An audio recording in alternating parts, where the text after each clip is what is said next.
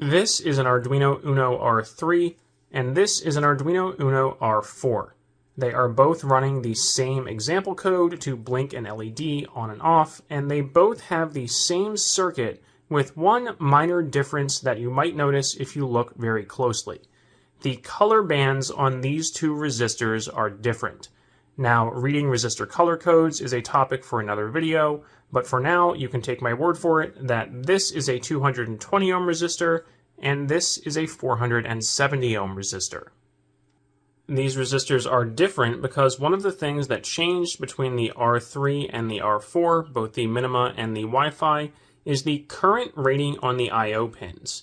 The I/O pins on the Uno R3 could provide 20 milliamps, which worked out nicely since that is the current rating of most common LEDs, whereas the I/O pins on the R4 can only provide 8 milliamps. In order to avoid the risk of damage to the I/O pins on the R4, you therefore need a larger resistor so you draw less current. Now, we have an entire playlist on LED circuit design, so if you really want to go into the deep end, you can go check that out, linked in the description of this video, but we will give a quick overview here.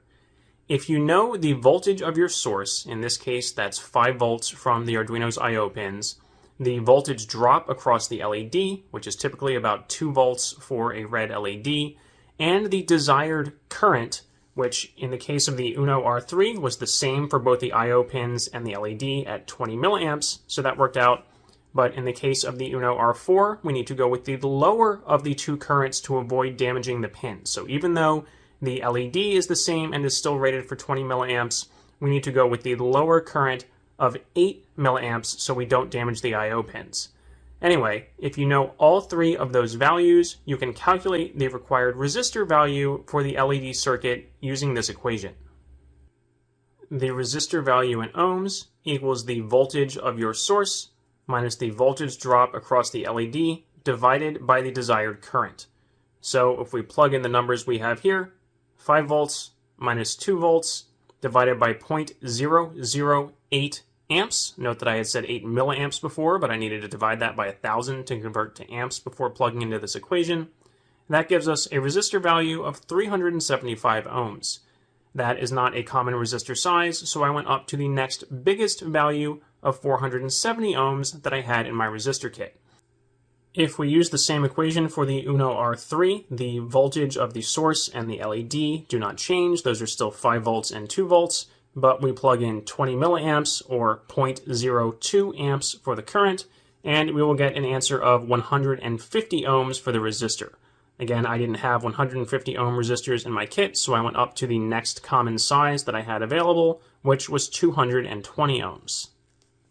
Now, just in the name of science, I am going to see what happens if I intentionally sacrifice a pin on the R4 by swapping in a smaller resistor. So say that you had your breadboard connected to an Uno R3 and you just moved it over to an R4 but forgot to change out your resistors. Will that actually damage the pin? Let's find out. So I've removed my 470 ohm resistor there.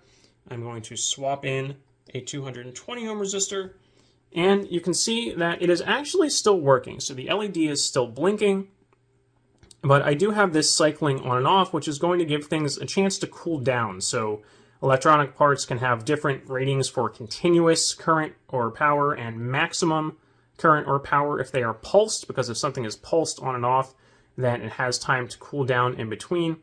So the short answer here is that it looks like you might not immediately destroy your Uno R4 if you accidentally have a smaller resistor in there, but that might be different if I change my code to just leave this LED on all the time, or if you were doing something else, or maybe if I had gone with a 150 ohm resistor instead of a 220 ohm resistor. So again, do not recommend trying that. You want to do the calculation and go with the larger resistor. Again, 470 ohms is a safe value if you don't want to do the math yourself, but you shouldn't have to worry about immediately blowing out a pin if you do make that mistake. If you would like to get more than 8 milliamps of current through your LED, you can do that using a transistor. That is something we cover for motors in other videos in our Arduino tutorial series, which you can find linked in the description of this one. But the same concept applies to an LED or any other external load where you need more current than the Arduino pin can provide directly. So again, I'm not going to cover that in this video, but you can find the tutorial series linked in the description. For cool science projects you can do with an Arduino, in addition to our tutorial series, check out the links in the video description. For over 1,000 fun hands-on projects in all areas of science and engineering, visit our website, www.sciencebuddies.org.